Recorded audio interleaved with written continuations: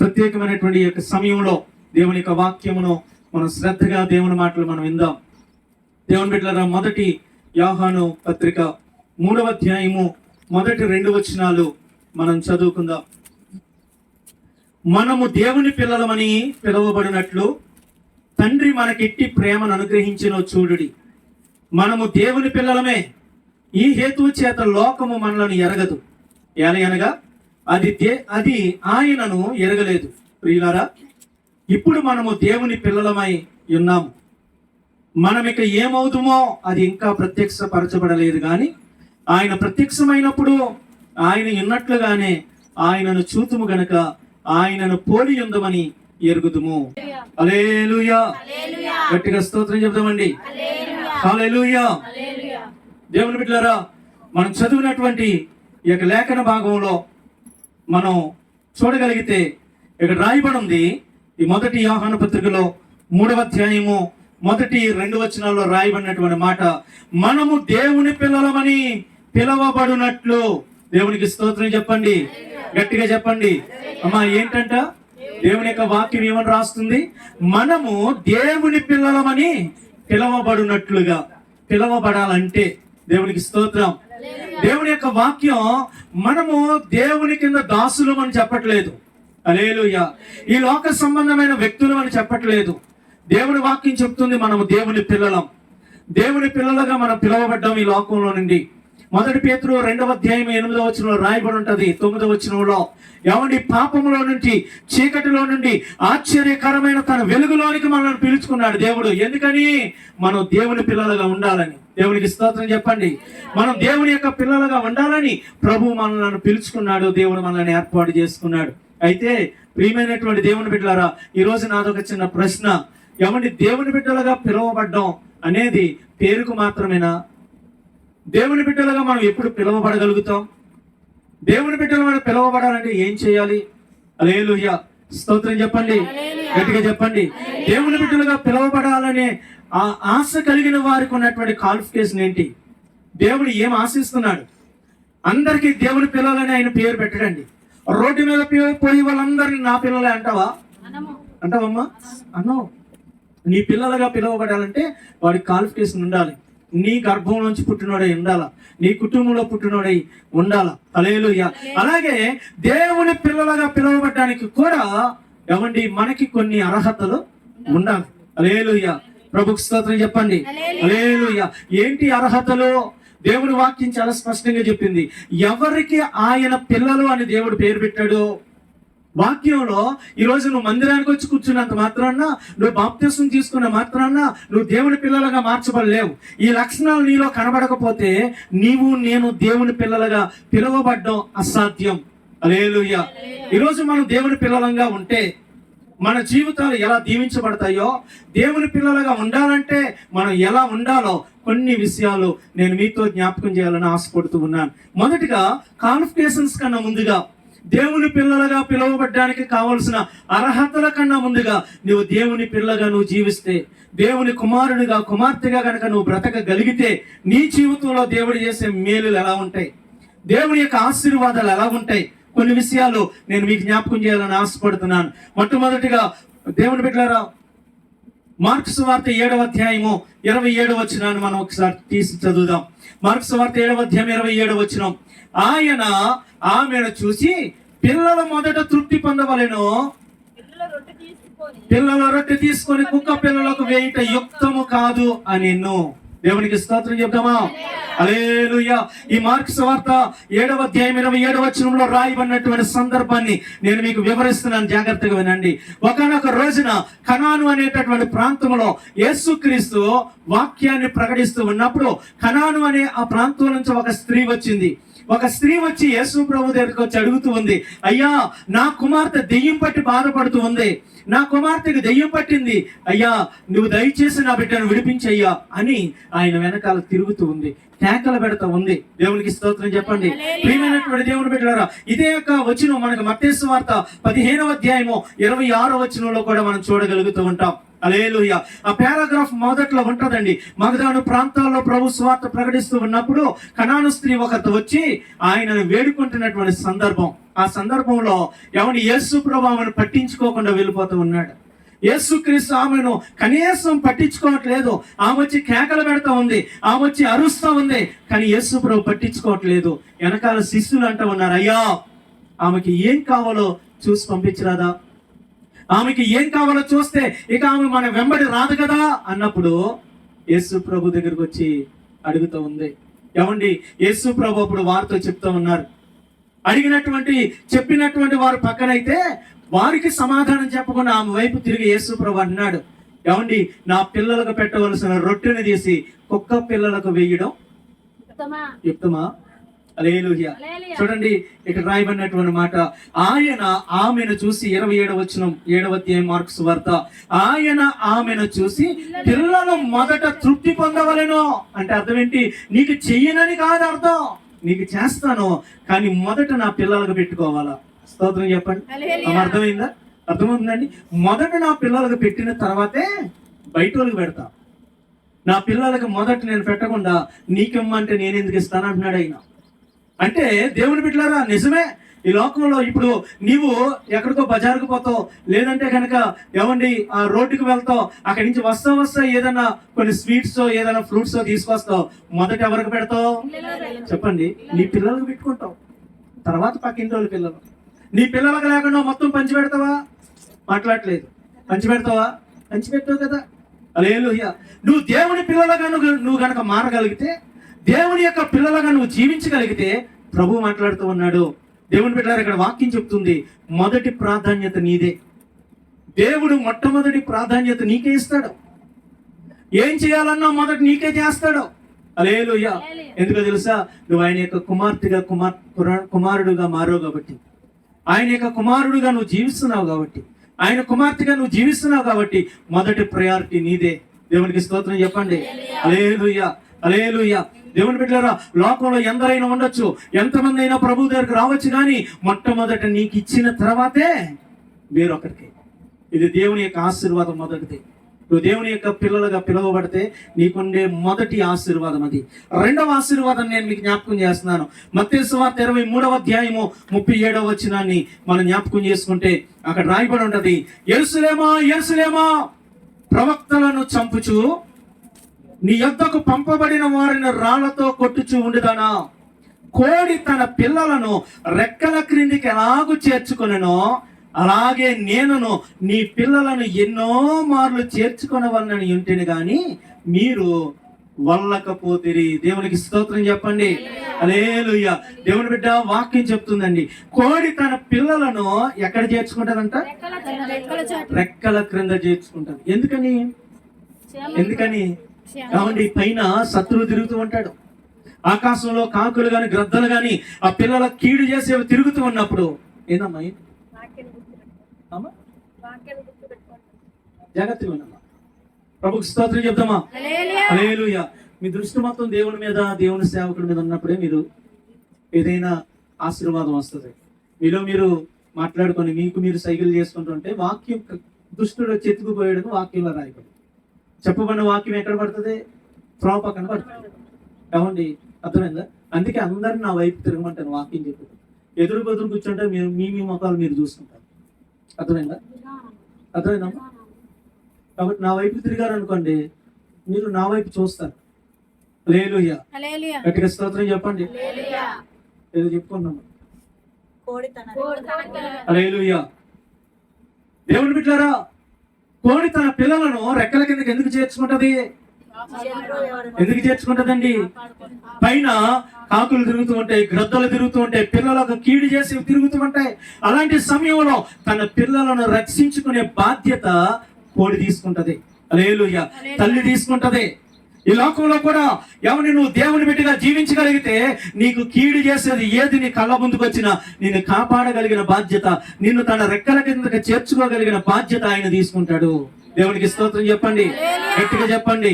హల్లెలూయా, హల్లెలూయా. నువ్వు దేవుని బిడ్డగా జీవించకుండా, దేవుని యొక్క కుమారుడుగా కుమార్తెగా జీవించకుండా, దేవుడు చెప్పినటువంటి లక్షణాలు కలిగి నువ్వు ఈ లోకంలో బ్రతకకుండా, నీకు ఆపద వచ్చిందని, కష్టం వచ్చిందని, నష్టం వచ్చిందని నువ్వు ప్రభు దేవుడు పరిగెత్తుకొని వచ్చినంత మాత్రాన దేవుని నిన్ను విడిపించడం. ఎవరి కోడి ఎవరి పిల్లలు చేర్చుకుంటది చెప్పండి? పక్క పిల్లలు కనుక వస్తే పొరుస్తుంది. అయ్యి కోడి పిల్లలే కదా, ఎందుకు చేర్చుకోదు? ఎందుకంటే తనకి సంబంధం లేని పిల్లలవి. హల్లెలూయా. తనవి కాని పిల్లలవి. తనవి కాని పిల్లలు తన రెక్కల కిందకి వస్తానంటే ఒప్పుకోదు. హల్లెలూయా. ఈరోజు దేవుడు మాట్లాడుతూ ఉన్నాడు. నువ్వు దేవుని కుమారుడుగానో కుమార్తెగానో నువ్వు గనక చేర్చబడితే, మార్చబడితే ఆయన రెక్కల క్రింద నీకు స్థానం దొరికిద్ది. దేవునికి స్తోత్రం చెప్పండి. ఆయన కాపుదలలో నీ కుటుంబం పెరిగిద్ది. నీ బిడ్డలు ఆయన యొక్క సంరక్షణలో పెరుగుతారు. దేవునికి స్తోత్రం. హల్లెలూయా, హల్లెలూయా. మరణమును తప్పించుట దేవుడైన యెహోవా అధీనము అని రాయబడలేదా? దేవుని బిడ్డలారా, ఈ లోకం భయంకరమైనటువంటి సాధనలు గుండా నడుస్తుంది, భయంకరమైన ప్రమాదాలు గుండా నడుస్తూ ఉంది. ఎవరిని ఎప్పుడు ఏం జరిగిద్దో తెలియలేనటువంటి పరిస్థితుల్లో మనం ఉన్నాం.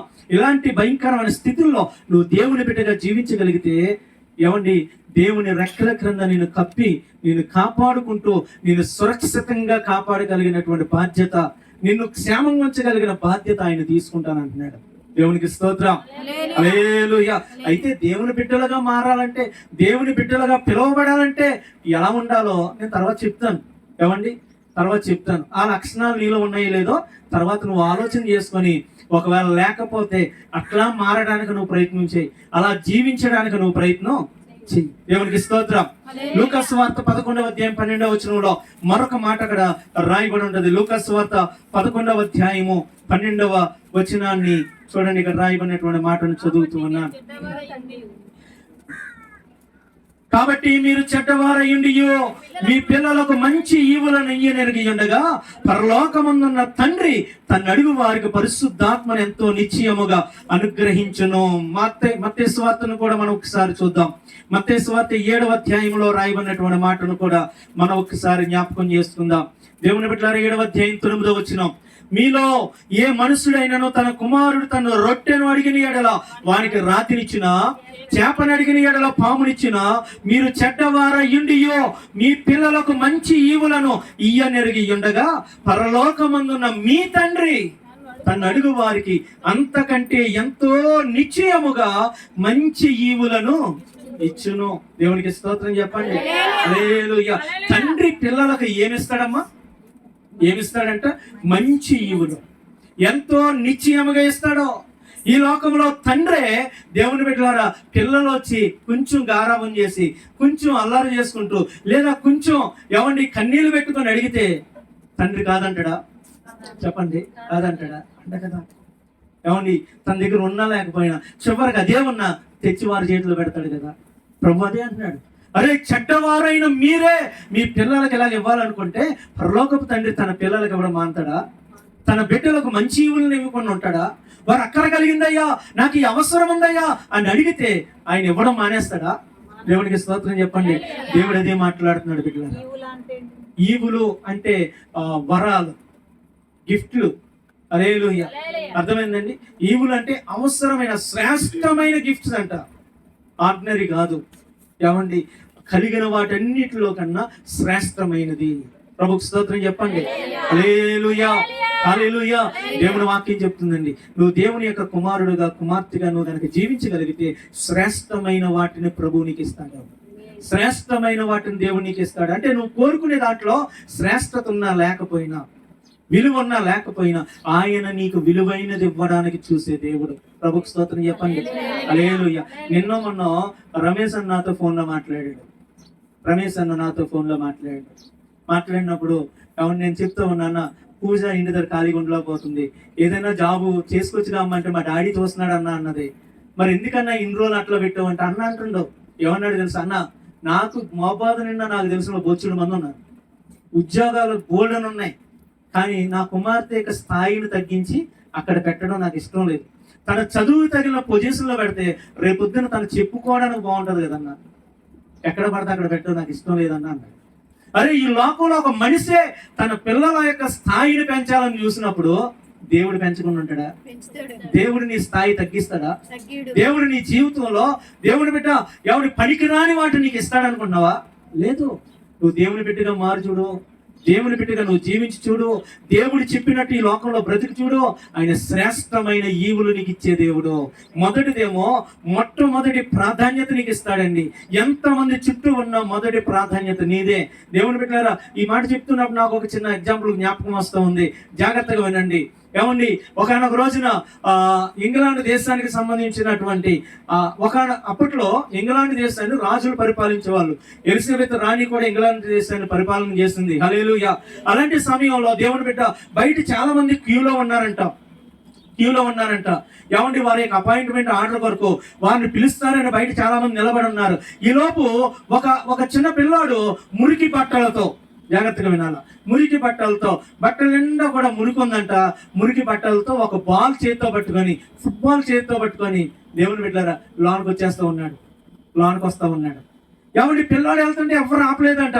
పక్కన విఐపీలు ఉన్నారు, పెద్ద పెద్ద వాళ్ళు ఉన్నారు. వాళ్ళందరూ అన్నారంట, ఎవయ్యా అంతసేపు నుంచి వెయిట్ చేస్తున్నావు, వాడు ఎవడో వచ్చాడు, బుడ్డగాడు లోనకు పోయాడు, మమ్మల్ని ఎందుకు పంపించలేదు, వాడు ఎలా వెళ్ళిపోయాడు, వాడికి అవసరం లేదా, అపాయింట్మెంట్ ఆర్డర్ వాడికి అవసరం లేదంటే పక్కన పిఏ అందంట.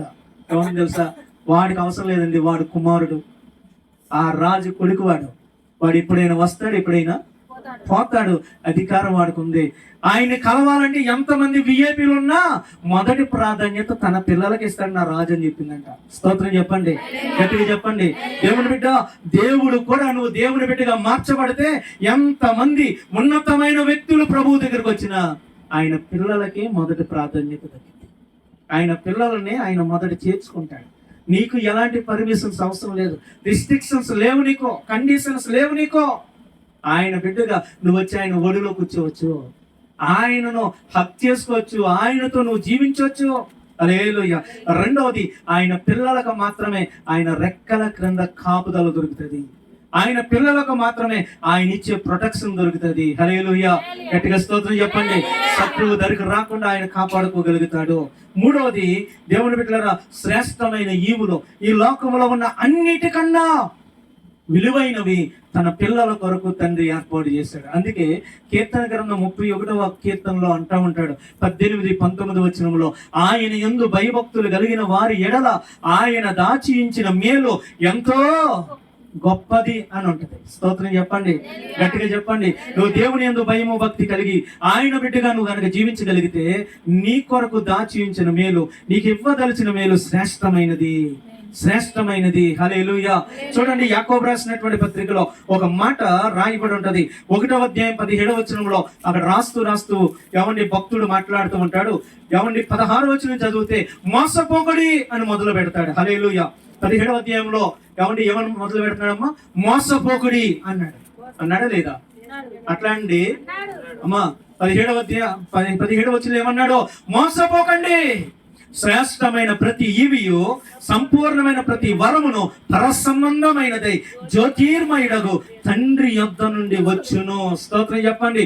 ఈరోజు దేవుని పిల్లలు మోసపోతూ ఉన్నారు, దేవుని బిడ్డలు మోసముతో బ్రతుకుతూ ఉన్నారు. సాతాను వారిని మోసగిస్తా ఉంది. దేవుని పిల్లలు దేవుడి దగ్గరకు రాకుండా ఈ శ్రేష్టమైన ఈవుల కొరకు, సంపాదన కొరకు ప్రభువును వదులుకొని లోకంలో తిరుగుతూ ఉన్నారు. దేవుని దగ్గరికి రాకుండా లోకంలో ప్రయాసపడుతూ ఉన్నారు. దేవుని యొక్క వాక్యం చెప్తుంది, మోసపోకండి, దేవుడిస్తాడు నీకు. హల్లెలూయా. దేవుడిస్తాడు నీకు. నువ్వు మొదట ప్రయారిటీ ఆయనకి ఇచ్చి చూడు, మొదటి స్థానం నీ జీవితంలో దేవునికి ఇచ్చి చూడు. ఆయన నీకు శ్రేష్టమైన ఈవుల్ని ఇస్తాడు, ఆయన నీకు సంపూర్ణమైన వరములను ఇస్తాడు. అందుకే కింద నేను ఈ వచనం చదివినప్పుడు ఏమంటే పూర్తిగా ఇక్కడ పెట్టుకోవడానికి నేను మొదట తీస్తాను ముందు, కానీ తర్వాత అరే ఈ వచనానికి అనుగుణంగా కింద 2 లైన్లు ఎందుకు రాశాడు అని నేను ఆలోచన చేస్తుంటే అద్భుతమైన మాట దేవుడు రాయించాడు. చూడండి, తర్వాత 2 లైన్లు, ఆయన యందు ఏ చంచలత్వమైననో గమనాగమనముల వలన కలుగు ఏ ఛాయ అయిననో లేదు. ఈ మాట ఫస్ట్ నేను కట్ చేద్దారనుకున్నాను, కానీ తర్వాత ఆలోచన చేశాను, ఈ వచనంలో ఈ మాట ఎందుకు పెట్టాడు, ఆయన ఈ మాట ఎందుకు ఇంక్లూడ్ చేశాడు అని నేను ఆలోచన చేస్తున్నప్పుడు అద్భుతమైన విషయం దేవుడు మాట్లాడాడు. ఏంటి ఆ మాట తెలుసా? ఆయన యందు, ఒకవేళ నువ్వు అనుకున్నావేమో దేవుడు ఇది చేయగలడా, ఇది ఇవ్వగలడా, నా జీవితంలో నీ కష్టాన్ని దేవుడు తీర్చగలడా అనుకుంటున్నావేమో. మాట ఇచ్చిన దేవుడు చంచలుడు కాదు, అప్పటికప్పుడు మనస్సు తిప్పుకునేవాడు కాదు. అక్కడ అదే రాయబడి ఉంటది, ఆయన యందు ఏ చంచలత్వమైననో. హల్లెలూయా. కాసేపు ఒకలాగా తర్వాత మారిపోయే దేవుడు కాదు. మాట ఇచ్చి అప్పటికప్పుడు ఇస్తానని చెప్పి కాసేపు అవగానే నా వల్ల కాదు అని ప్లేట్ తిప్పే దేవుడు మాట్లాడలేదు కాదు. హల్లెలూయా. ఆయన ఒకసారి మాట ఇచ్చాక భూమి గతించిపోయిన, ఆకాశం గతించిపోయిన ఆ మాట మాత్రం తప్పే దేవుడు కాదు. దేవునికి స్తోత్రం చెప్పండి. దేవుని బిడ్డ, 4వ విషయాన్ని జ్ఞాపకం చేస్తున్నాను. 4వ విషయం, నువ్వు దేవుని బిడ్డగా జీవించగలిగితే నీ పట్ల దేవుడు చేసే అద్భుతమైనటువంటి మేలుల్లో 4వ మాట చూడండి. యోహాను శుభవార్త 21వ అధ్యాయము 15వ వచనాన్ని చదువుతున్నాను, జాగ్రత్తగా వినండి. వారు భోజనము చేసిన తర్వాత యేసు సీమోను పేతురును చూసి, యోహాను కుమారుడైన సీమోను, వీరికంటే నీవు నన్ను ఎక్కువగా ప్రేమించుచున్నావా అని అడుగగా, అతడు, అవును ప్రభువా, నేను నిన్ను ప్రేమించుచున్నానని నీవే ఎరుగుదు అని ఆయనతో చెప్పాను. అప్పుడు యేసు ప్రభు ఏమన్నాడు? వెరీ గుడ్ నైనా, సూపర్ నైనా, ఇక మంచిది, నువ్వు చప్పుడు చేయకుండా గమ్ముగో పక్కన కూర్చో అన్నాడా? ఏమన్నాడు? యేసు ఏమన్నాడు? ఏమండి, నా గొర్రె పిల్లలను మేపుము అని అన్నాడు. స్తోత్రం చెప్పండి, గట్టిగా చెప్పండి. దేవుని బిడ్డలారా, దేవుడు తన గొర్రె పిల్లల కొరకు, తన పిల్లల కొరకు ఆలోచన కలిగి ఉన్న దేవుడు. స్తోత్రం చెప్పండి. నువ్వు దేవుని బిడ్డగా ఉంటే నీ కొరకే దేవుడు ఎప్పుడు ఆలోచిస్తూ ఉంటాడు. మా వింటున్నావా? నువ్వు ఉన్నావా లేదా, తిన్నావా లేదా, నువ్వు అసలు ఏం చేస్తున్నావు, నీ పరిస్థితి ఏంటి, నువ్వు ఏడుస్తున్నావా, నువ్వు ఎలా ఉన్నావు అనే ఆలోచన దేవుడికి ఉంటుంది. ఈ లోకంలో నీకు పుట్టిన పిల్లలకు లేకపోవచ్చు, నీ తల్లిదండ్రులకు లేకపోవచ్చు, నువ్వు బాగా నమ్మి పెళ్లి చేసుకుని నీ భర్తకో భార్యకో లేకపోవచ్చు. నీ మీద ఆలోచన కొన్నిసార్లు ఇంట్లో భార్యలు భర్తల మీద గొడవ పెట్టుకుంటూ ఉంటారు, లేదా భర్త భార్య మీద గొడవ నువ్వు నన్ను పట్టించుకోవట్లేదు అమ్మా, ఏంటి నువ్వు నన్ను పట్టించుకోవట్లేదు. హల్లెలూయా. ఏం పట్టించుకోవాలి అంటే, కనీసం నేను తిన్నానా లేదని ఎప్పుడైనా అడగవా? కనీసం నా పుట్టినరోజు వస్తుంది, ఒక చీర కొందాం అనే ఆలోచన నీకు ఉందా? పెళ్లి రోజు వస్తుంది, ఏదైనా తెచ్చి పెడదాం ఆలోచన ఉందా అనేటటువంటి డైలాగులు వస్తూ ఉంటాయి బయటికి. హల్లెలూయా. ఈ లోకంలో దేవుని బిడ్డ, మనిషి పట్టించుకోకపోయినా, మనిషి నీ కొరకు ఆలోచించకపోయినా, నువ్వు దేవుని కుమారుడిగా కుమార్తెగా బ్రతకగలిగితే ఆయన నీ కొరకు ఆలోచించితే ఎప్పుడు ఆలోచిస్తున్నాడు? చనిపోయి తిరిగి లేచిన తర్వాత కూడా. స్తోత్రం చెప్పండి, గట్టిగా చెప్పండి. హల్లెలూయా. చనిపోయాడు, తిరిగి లేచాడు, మరి కాసేపట్లో పరలోకానికి పోతాడు. అప్పుడు కూడా ఆయన మనసులో ఎవరున్నారు? ఆయన పిల్లలే ఉన్నారు. ఆయన పిల్లల కొరకే ఆలోచన. ఎలాంటి వారిని కాపరిగా పెట్టాడు? ఆయనను అధికంగా ప్రేమించేవాడిని. స్తోత్రం చెప్పండి. అమ్మ, ఎవరికి పడితే వాళ్ళకి పిల్లల్ని అప్పగించాడా? మాట్లాడలేదండి. అప్పగించాడా? అప్పగించలేదు. ఒకరోజు ఒక చిన్న పాప తన తల్లిని అడుగుతుందంట. తల్లిని అడుగుతూ ఉంది. తల్లి ఏమో ఆఫీస్కి పోతా ఉంటది, ఉద్యోగానికి వెళ్తా ఉంటది. అలాంటి టైంలో పాప తల్లిని అడుగుతుందంట. ఏమని అడుగుతుందంటే, మమ్మీ తాళం వేసి పక్కింటోళ్ళకి ఇమ్మంటావా అందంట. మా ఏంటి తాళం చెయ్యి, ఎప్పుడైనా పక్కింటోళ్ళకి ఇచ్చావా అందంట. ఇవ్వలేదు అందంట. పోనీ బీరువా తాళం ఎప్పుడైనా మన ఇంట్లో పని మనిషికి ఇచ్చావా అందంట. ఇవ్వలేదు అన్నదంట. హల్లెలూయా. ఇంకా చాలా ప్రశ్నలు వేసిందంట. వేస్తే లేదు, ఇవ్వలేదు. ఎందుకు ఇవ్వలేదు మమ్మీ అంటే, ఇవన్నీ చాలా విలువైనవి, అందులో చాలా వాల్యుబుల్ థింగ్స్ ఉంటాయి, చాలా ధనం ఉంటది, అవి ఎవరికి పడతారా వాళ్ళకి ఎలాగిస్తానో అనగానే కుమార్తె అందంట, మమ్మీ మరి నన్ను ఎందుకు మమ్మీ పని మనిషి దగ్గర వదిలేసి వెళ్ళిపోతున్నావు? స్తోత్రం చెప్పండి. నన్ను ఎందుకు మమ్మీ పని మనిషి దగ్గర వదిలేసి వెళ్ళిపోతున్నావు అంటే, వాటికి ఇచ్చిన విలువ నువ్వు నాకు ఇవ్వట్లేదా? స్తోత్రం చెప్పండి. హల్లెలూయా. మరి నన్ను ఎందుకు మమ్మీ అంటే, నీకు డబ్బు మీద ఉన్న ఆశ నా మీద లేదా? ఈరోజు నిజమే బిడ్డలారా, తల్లిదండ్రులు పిల్లల బాగోగులు పట్టించుకోకుండా ఎక్కడికడికో పరుగులు పెడుతున్నారండి. పిల్లలేమో లోకంలో పడి తిరుగుతున్నారు.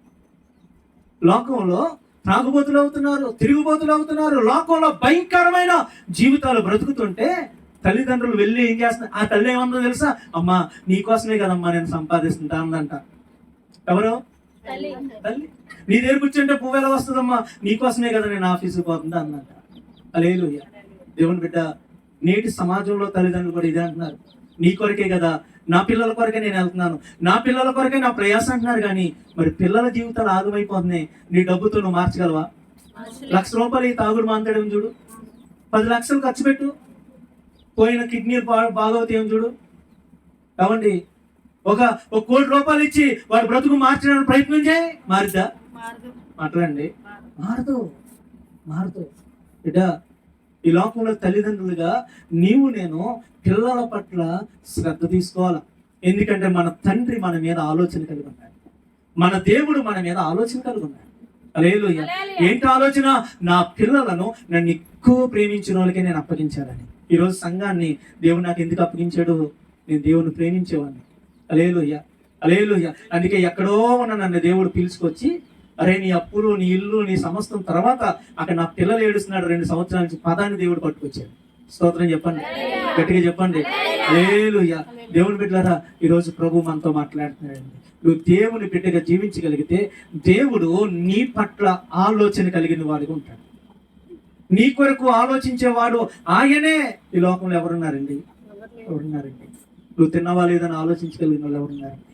నువ్వు ఏడుస్తుంటే దేవుని బిడ్డ పట్టకుండా వెళ్ళిపోతూ ఉంటారు ఇంట్లో వాళ్ళు. నువ్వు కన్నీళ్ళు పెట్టుకుంటే కనీసం ఎందుకు ఏడుస్తుందా అనే మాట కూడా, ఇది ఎప్పుడు ఏడుపు కొట్టి తిరగ ఏడుతుంది అని తిప్పుకొని వెళ్ళిపోతారు. కానీ తండ్రి అట్లా చేయడు. నువ్వు ఏడిస్తే పరుగులు ఎత్తుకుంటూ వస్తాడు. ఎన్ని ప్రాముఖ్యమైన పనులు నా పక్కన పడేసి వస్తాడు. ఏసు రోజు మనం నేర్చుకున్నాం కదా, మగ్ధలేని మరి ఏడుస్తుంటే తండ్రి దగ్గరికి వెళ్ళడం మానేసి యేసయ్య దిగొచ్చాడంట. స్తోత్రం చెప్పండి. బిడ్డా, నువ్వు దేవుని బిడ్డగా జీవించుడు, ఆయన ఆలోచన నీ మీదే ఉంటది. ఆయన నీ కొరకే ఆలోచన కలిగిన దేవుడు. స్తోత్రం చెప్పండి. హల్లెలూయా, హల్లెలూయా. తర్వాత మరొక మాటను జ్ఞాపకం చేసుకుందాం. యోహాను సువార్త వినవాటిది 5వ మాట. మీరు రాసుకున్నారు లేదు నాకు తెలియదు, ఆలోచన ఉందో లేదు నాకు తెలియదు. యోహాను సువార్త 2వ అధ్యాయం 1వ వచనాన్ని చదువుతున్నాను. 1 యోహాను పత్రిక, సువార్త కాదు, క్షమించండి. 1 యోహాను పత్రిక 2వ అధ్యాయం 1వ వచనం. నా చిన్న పిల్లలారా, ఏమన్నాడు? నా చిన్న పిల్లలారా, మీరు పాపము చేయకుండుటకై ఈ సంగతులను మీకు రాయిచున్నాను. ఎవడైనను పాపము చేసిన ఎడల నీతిమంతుడైన యేసుక్రీస్తు అని ఉత్తరవాది తండ్రి యొద్ద మనకున్నాడు. స్తోత్రం చెప్పండి. హల్లెలూయా. అమ్మ, ఎవరు? యేసుక్రీస్తు అనే ఉత్తరవాది అంటే ఎవరి? లాయరు. ఎవరు తల్లి? లాయర్, న్యాయవాది అనమాట. ఉత్తరవాది అంటే నీ కొరకు సమాధానం చెప్పగలిగినోడు, నీ కొరకు నిలబడి ఎవండి నీ పక్షము వహించగలిగినోడు నీ కొరకు అక్కడ ఉన్నాడంట. స్తోత్రం చెప్పండి. నువ్వు దేవుని బిడ్డగా ఉంటే, నువ్వు ఒకవేళ పొరపాటున ఏదైనా చేసినా తండ్రి కోపం నీ మీదకి రాకుండా యేసు ప్రభు అడ్డు నిలబడుతున్నాడంట. దేవునికి స్తోత్రం చెప్తామా? మా గట్టిగా చెప్పండి, గట్టిగా చెప్పండి. అదే ఇక్కడ అదే రాయబడింది. ఇదిగోండి, ఎవడైనా పాపం చేసిన ఎడల నీతిమంతుడైన యేసు క్రీస్తు అని ఉత్తరవాది తండ్రి యొద్ద మనకున్నాడు. అపవాదం అంటది, అయ్యా పాపం వల్ల వచ్చే జీతం మరణం కదా, వాడు పాపం చేశాడు చంపేయి అంటది. అనలేదా? యోగు దగ్గరికి వెళ్ళేమంది, ఓకనే నీతిమంతుడా, ఓకనే భక్తి చేస్తున్నాడా, నువ్వు కంచి వేసావు కాబట్టి భక్తి చేస్తున్నావు, తీసే అనలేదా? అలాగే దేవుని బిడ్డ, ఈ లోకంలో నువ్వు కొద్దో గొప్ప చిన్న చితుకో ఎవండి పొరపాటున ఏదైనా చేస్తున్నప్పుడు అపవాది నీ మీద నేరం మోపుతుంది. చూడండి, ప్రకటన గ్రంథంలో రాయబడిన మాట 11వ అధ్యాయము. ప్రకటన గ్రంథం ఒకసారి మనం చూద్దాం. ప్రకటన గ్రంథము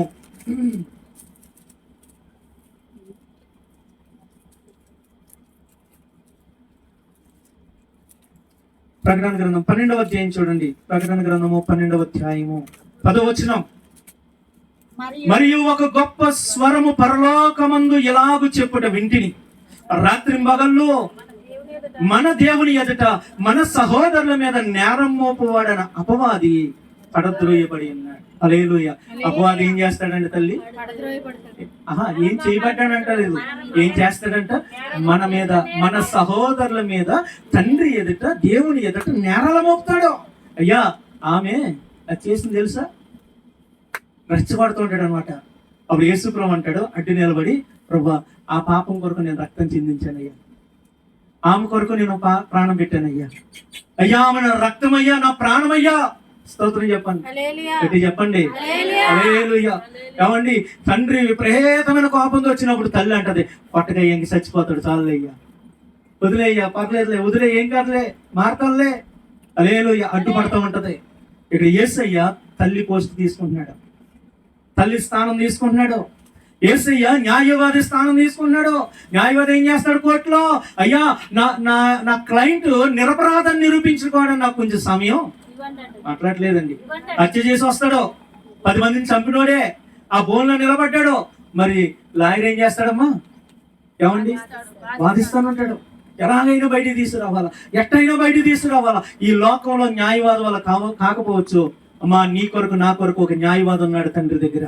ప్రభుకు స్తోత్రం చెప్పండి. ఆయన వల్ల సమస్తము సాధ్యమే. ఆయన మన పాపములకు ప్రాయశ్చిత్తమై ఉన్నాడు.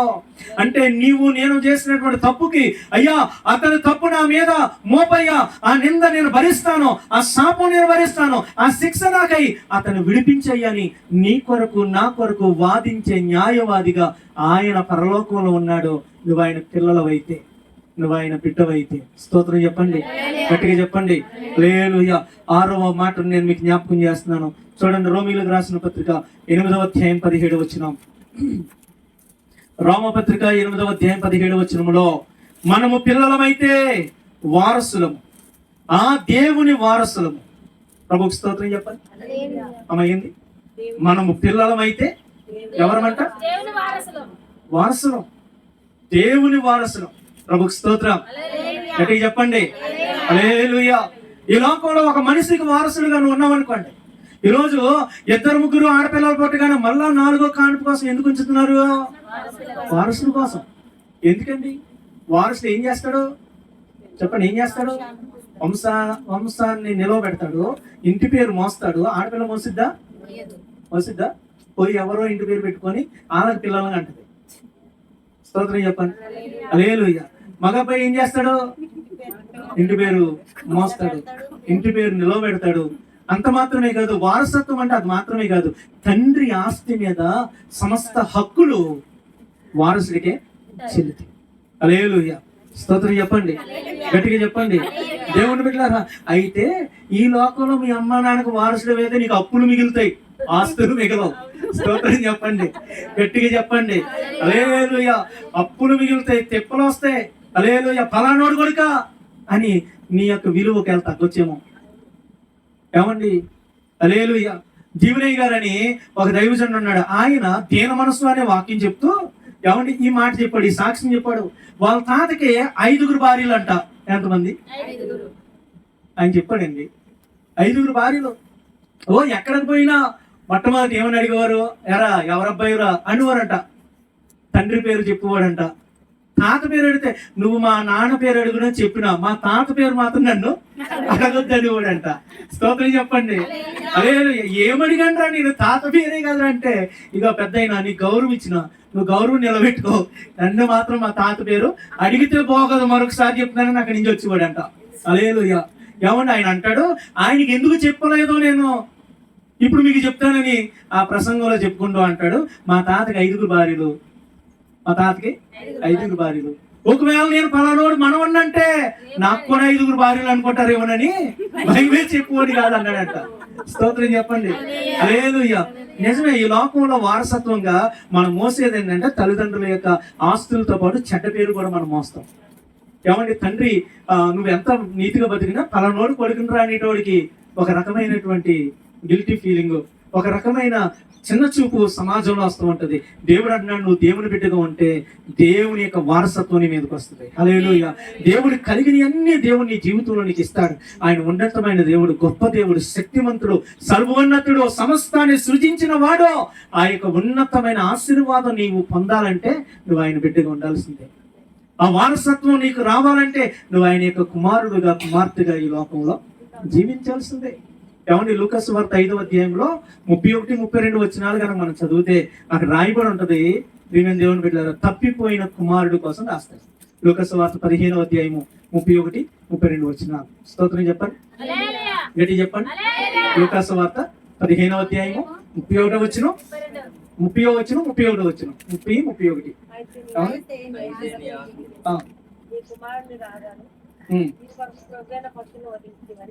స్తోత్రం చెప్పండి హల్లెలూయా. ఏమన్నాడమ్మా? అయితే నీ ఆస్తిని వేశ్యలతో పాడు చేసి నీ కుమారుడు రాగానే వీని కొరకు కొవ్విన పశువులను దూడలను వధించితివి అన్నప్పుడు మరి తండ్రి ఏమన్నాడు? అందుకు అతడు కుమారుడా, నీవెల్లప్పుడు నువ్వు నాతోనే ఉన్నావు, నావన్నీ నీవి, మనం సంతోషపడదాం, ఆనందించుట. గట్టి చదవనమ్మా. యుక్తమే. నీ తమ్ముడు చనిపోయి తిరిగి బ్రతికెను, తప్పిపోయి దొరికెను. స్తోత్రం చెప్పండి. హల్లెలూయా. తండ్రి అంటున్నాడు, ఎవడు పెద్ద కొడుకు చిన్న కొడుకు తప్పిపోయిన కొడుకు ఇంటికి రాగానే తండ్రి దూడను కోసి వధించి గొప్ప పండగ చేస్తున్నప్పుడు పెద్ద కొడుకు కోపం వచ్చి బయట నిలబడ్డాడు. ఎంతమంది పిలిచినా రాలేదు. తండ్రి బయటికి వెళ్ళాడు. ఎరా ఏమైందిరా, ఎందుకు రాలేదు అంటే, తండ్రి నీ ఆస్తి మొత్తం పట్టుకెళ్ళి వేశ్యలతో తిని తాగి నాశనం చేసిన కొడుకు రాగానే వాడి కోసం విందు చేసావు, నాకు ఎప్పుడైనా ఇంత మేక పిల్లలు ఇచ్చావా?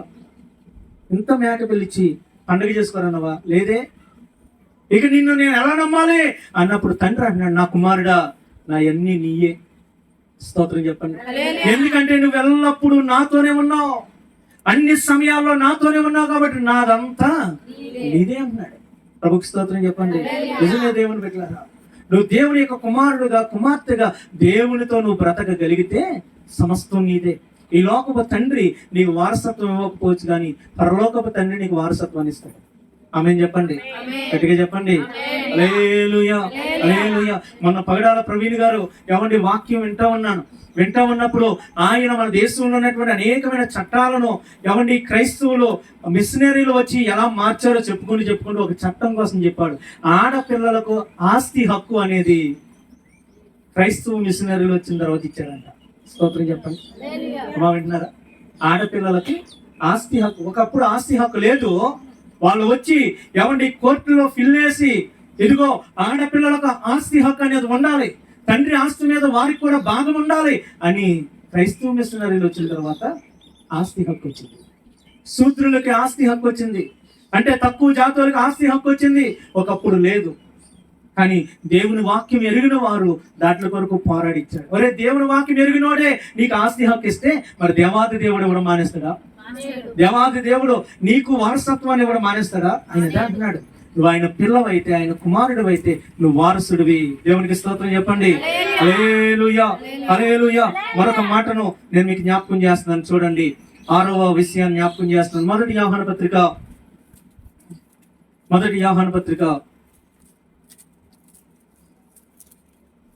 7వ మాట. మొదటి యోహాను పత్రిక 4వ అధ్యాయం 4వ వచనం.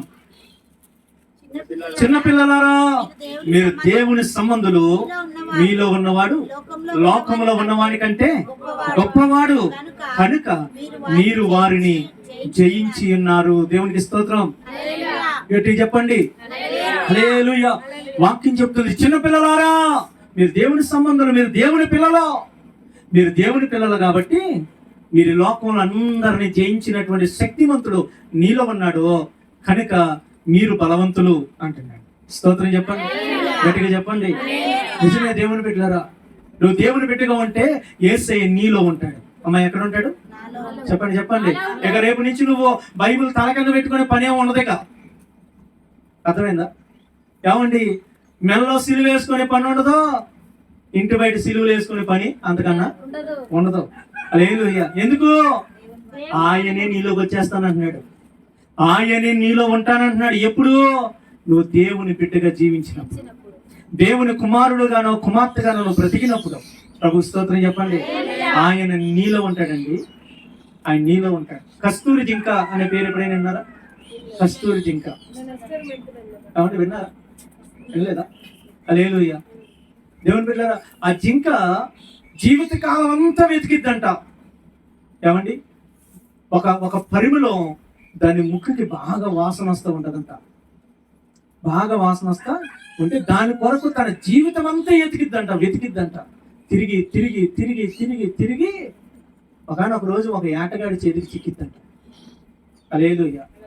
ఎందుకు వెతికిద్దో తెలుసా? ఒరే, ఎంత గొప్ప వాసన వస్తుందిరా, ఎక్కడి నుంచి వస్తుంది ఈ వాసన, నేను ఎలాగైనా కనిపెట్టాలని వెతికిద్దంట. దానికోసం గుట్టలు, కొండలు, మెట్టలు అన్ని దాటిద్దంట. కొండల్లో ఉంటుందంట జింక. దాటి ఏమండి, ఒకానొక రోజున ఒక వేటగాడి చేతికి చిక్కిన తర్వాత, బాణాలతో కొట్టబడిన తర్వాత, దాని యొక్క వెనకాల కడుపులో కడుపు చీల్చి లోన్ నుంచి ఆ కస్తూరి అనేటటువంటి ఆ పరిమళ ద్రవ్యాన్ని తీస్తాడంట బయటికి. అమ్మా, ఎక్కడ ఉంటదంట అది? కడుపులో ఉంటదంట, బయట కాదు. ఎవరి కడుపులో ఉన్న దాని కొరకు ఇది జీవితం అంతా ఎక్కడ ఎదిగింది? ఎక్కడెక్కడో వెతికింది. హల్లెలూయా. చచ్చే ముందు అనుకుందంట, అరే నా కడుపులో పెట్టుకొని సంకలో పిల్లలు నెట్టుకొని ఊరంతా తిరిగినట్టు నా కడుపులోనే ఇంత వాసన ఉంటే దీని కొరకు వెతికి నా ప్రాణాన్ని కోల్పోయిన రా అనుకుందంట. హల్లెలూయా. నిజమే, మన జీవితాల్లో నువ్వు దేవుని కుమారుడిగానో కుమార్తెగానో మార్చబడితే ఆయన నీలోనికి వచ్చేస్తాడు. ఇక నువ్వు స్వస్థతల కొరకు ఎక్కడికో పరుగులెత్తవలసిన పని లేదు. ఇక నువ్వు ఎవరిని ఎన్నో ప్రయాణాలు, ఎన్నో గుట్టలు, పుణ్యాల కొరకు, పాపాలు పోగొట్టుకోవడానికి ఎక్కడెక్కడికో పరుగులెత్తాల్సిన పని లేదు. సాయిలాని గారు అంటారు కదండి, ఏమండి, గుండు కొట్టించుకుంటే గుణం మారదు, గంగలో మునిగితే పాపం పోదు. మంచి పాటలు రాశాడు ఆయన. హల్లెలూయా. ఏం మారాలే? బుద్ధి మారాలా, గుణం మారాలా. మన బుద్ధి మారి, మన గుణం మారి దేవుని బిడ్డగా మనం మార్చబడగలిగితే, జీవించగలిగితే, ఇదిగో ప్రభు అన్నాడు, నీకున్న సమస్తం పైన నీకు జయాన్నిచ్చే దేవుడు. లోకంలో ఎంత భయంకరమైన ఉన్నా వాటి మీద నీకు విజయం ఇస్తాడు. హల్లెలూయా. అమ్మా, ఇప్పుడు వరకు 7 ఆశీర్వాదాలు చెప్పాను. ఎన్ని చెప్పాను? చెప్పండి. ఎవరికి ఆశీర్వాదాలు? దేవుని పిల్లలకు. మనము దేవుని పిల్లలమే అని మనం అనుకుంటున్నాం. ఇప్పుడు దేవుని పిల్లలకు దేవుడు ఇచ్చిన ఆశీర్వాదాలు ఏమిటి? మరొకసారి చెప్తారా? మొదటి ఆశీర్వాదం ఏంటి? మొట్టమొదటి ప్రాధాన్యత. ఎంతమంది ఉన్నా అందరిలోకి మొదటి ప్రాధాన్యత నీదే. నీ తర్వాతే ఎవరైనా ఆయనకి. హల్లెలూయా. నా గుండెకాయ నువ్వే అంటారు కదా, ఎక్కువ ప్రేమ ఎక్కువైపోయినావు. ఏమండి, దొండకాయ బెండకాయ మావయ్య నువ్వే నా గుండెకాయ అంటారు. ఎలా మా చేసి కానీ ఆనంద్, మా అక్కల పిల్లలు వస్తాయి కనుక అంటూ ఉంటారు. హల్లెలూయా. స్తోత్రం చెప్పండి. హల్లెలూయా. ఏమండి, నీ గుండెకాయ ఎవరైనా కావచ్చు, కానీ నువ్వు దేవుని బిడ్డగా మార్చబడితే దేవుని గుండెలో స్థానం నీదే. మొదటి ప్రయారిటీ నీదే. మొదటి ఉన్నతమైనటువంటి స్థితి నీదే. రెండోది, ఆయన రెక్కల క్రింద చోటు నీకే. స్తోత్రం చెప్పండి. ఆయన ఇచ్చే కాపుదల నీకే. స్తోత్రం. హల్లెలూయా. మూడవది, శ్రేష్టమైన ఈవులు నీ కొరకే దేవుడు సిద్ధపరిచాడు. నువ్వెక్కడో తిరగాల్సిన అవసరం లేదు. వాటి కొరకు ఏమండి, నీ జీవితాన్ని, నీ ప్రాణాన్ని పణంగా పెట్టి నువ్వు పోరాడాల్సినంత అవసరం లేదు. శ్రేష్టమైన ఈవులు నీ కొరకు ఇచ్చే దేవుడు. హల్లెలూయా. నాలుగవది, ఆయన ఆలోచన ఎల్లప్పుడూ నీ మీదే. నిన్ను పట్టించుకునే స్థితిలో నీ తండ్రిగా ఆయన ఉంటాడు. ఐదవది, దేవుని బిడ్డ ఏమని, యేసుక్రీస్తు అనే ఉత్తరవాది నీ కొరకు నిలబడి నిన్ను వెనకేసుకొచ్చేవాడు. కొంతమంది అంటారండి, ఈ ఇంటిలో నన్ను సపోర్ట్ చేసేవాడు ఎవడో లేడు అని ఏడుతూ ఉన్నావా? అమ్మ, కొన్నిసార్లు ఇంటిలో పాతి నీ మీద పడతా ఉంటారు. అమ్మ నిన్ను అంటది, నాన్న నిన్ను అంటాడు, అన్న తమ్ముడు అందరు నిన్నే అంటారు. హల్లెలూయా. చివరికి నువ్వు ప్రేమించి నీ భర్త కూడా నిన్నే అంటాడు. నువ్వు అనుకుంటావు నన్ను పట్టించుకున్నవాడు ఎవడు లేడురా, నేను ఎవరి కోసం బ్రతకాలనుకున్నావా? వాక్యం చెప్తుంది, నీ కొరకు యేసయ్య నిలబడ్డాడు. నీ తండ్రి స్థానంలో నిలబడ్డాడు. నేను వెనకేసుకురావడానికి నిలబడ్డాడు. నీ కొరకు ఎవరిని, నీ నిందలు, నీ పాపాలు, నీ తప్పులన్నీ తన మీద వేసుకొని నీకు ప్రాయశ్చిత్తం చేయడానికి ఆయన ఉత్తరవాదిగా, న్యాయవాదిగా నిలబడ్డాడు. హల్లెలూయా. స్తోత్రం చెప్పండి. ఆయన నీకు వారసత్వాన్ని ఇవ్వడానికి ఆయన ఉన్నాడు. హల్లెలూయా. చివరగా దేవుని బిడ్డ, ఈ లోకాన్ని జయించేటటువంటి శక్తిని నీకు ఇవ్వడానికి బయట లేడు, నీలోకి వచ్చేసాడు. దేవునికి స్తోత్రం. హల్లెలూయా. గట్టిగా దేవునికి స్తోత్రం చెప్పండి. అయితే అస్సలు తిప్పలన్నీ ఇప్పుడు వస్తాయి. ఏంటి? ఆయన పిల్లల వంటి ఇన్ని దీవులు ఉన్నాయి. మరి నువ్వు దేవుని పిల్లవో కాదో ఇప్పుడు తేలిపోతాయి. అమ్మ, ఏంటి ఇప్పుడు తేలిపోతాయి. ఏంటి తేలిపోవడం? చెప్పండి. ఏంటి తేలిపోవడం? అసలు ఈ లక్షణాలు నీలో అంటే నువ్వు దేవుని పెట్టావు, కాకపోతే కాదు. ఎంతకాలం పేరు పెట్టుకొని బతుకుతున్నావు అంతే, నేను దేవుని పెట్టానని పేరు రాసుకుంటే అయిపోద్దా?